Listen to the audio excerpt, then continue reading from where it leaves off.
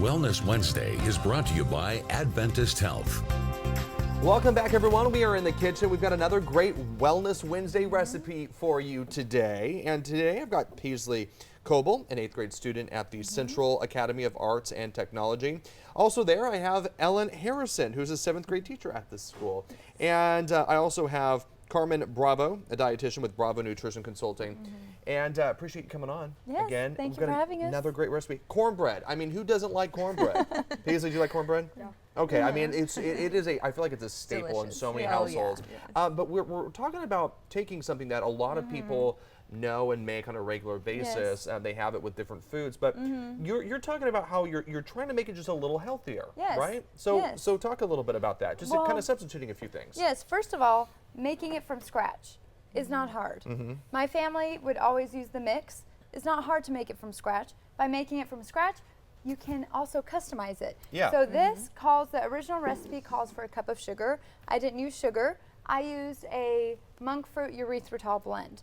I get a lot of my sugar alternatives from Sprouts. You can do you can do Amazon if you needed. But these are natural sugar alcohols that don't affect insulin levels. Meaning that you don't have to go really out of your way to find an alternative here. And it makes a big difference. Exactly. Well, talk a little bit about those alternatives, Carmen. I mean, just something like that. I mean, just switching out from, regular sugar that we all have in our cupboard to that alternative makes a big difference, right? Absolutely, especially because like monk fruit, it has a low glycemic index. So for people living with diabetes, it won't spike their blood sugars. They're very safe. These sugar substitutes, that's the whole point, is we want to get something healthier that's not going to spike our blood sugar and not lead to other issues with inflammation. Ellen, talk a little bit about the just alternatives in general. I think there's, when you're cooking with food and you do want to maybe swap one ingredient for another. Do you have any advice on making sure that you're doing a good alternative instead of doing an alternative that can really throw off the taste, the texture, and just the overall product? Well, I've had definitely some of those experiences from just trying it. This specifically, this cornbread, I've used different flours that didn't go as well. I feel as though we have a lot of information at our fingertips, being the resources we have like YouTube, like Google, and like people working at some of these stores where you could get the alternatives.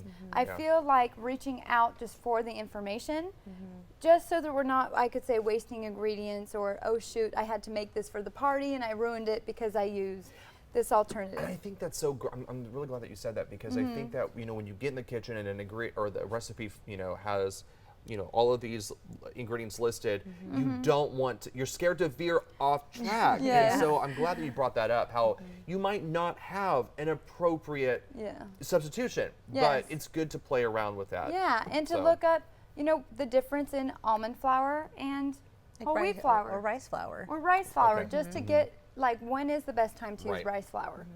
If I have used almond flour in cornbread, it tasted all right, and it was so crumbly, it was challenging.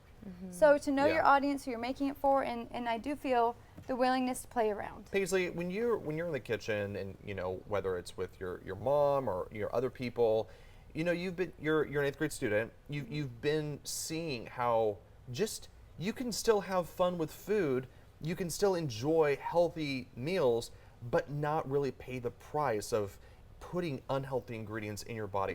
What is it like for you to learn about that as you as a kid, and you see probably a lot of your friends, or you just see out just unhealthy ingredients everywhere?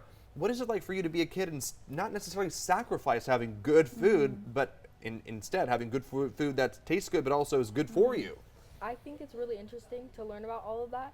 And for me, I think the healthy food, the good tasting healthy food, I think it tastes better than all the junk. Because you know that you can actually have good tasty food that's healthy for you. All right, cornbread, everyone. I mean, this is like a staple in everyone's house. I gotta try this. We gotta try this, So we will put this on our website, kget.com. I'm gonna grab this slice here, and again, just put this in your recipe book, and you'll have it next time you make cornbread. All right, I'm gonna try this really quick. It's very moist. Does he I love approve? It's good. And what's nice is it doesn't feel overly dry, how sometimes cornbread can be. So definitely recommend this one. Definitely. All right, we'll be back after this. Again, this recipe on kget.com.